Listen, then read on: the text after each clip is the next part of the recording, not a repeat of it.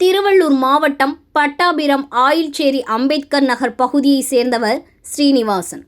பிரேசி தம்பதியினர். இவர்களுக்கு திருமணமாகி ஓராண்டுக்கு மேல் ஆகும் நிலையில் கடந்த 3 தினங்களுக்கு முன்னர் பேரூர் பிரபல தனியார் மருத்துவமனையில் அழகிய ஆண் குழந்தை பிறந்துள்ளது. இந்நிலையில் நேற்று வீட்டிற்கு குழந்தையுடன் வந்த தாய் பிரைசி தாய்ப்பால் கொடுத்துள்ளார். இதன் பின்னர் குழந்தை மயக்கமடைந்து மூச்சு பேச்சு இல்லாமல் சுய நினைவை இழந்துள்ளது. இதனால் அதிர்ச்சியடைந்த பெற்றோர் உடனடியாக அருகில் உள்ள ஆவடி அரசு மருத்துவமனைக்கு சிகிச்சைக்காக கொண்டு சென்றுள்ளனர். அங்கு குழந்தையை பரிசோதித்த மருத்துவர்கள் குழந்தை இறந்துவிட்டதாக கூறியுள்ளனர். இதனால் குடும்பத்தினர் வேதனை அடைந்துள்ளனர்.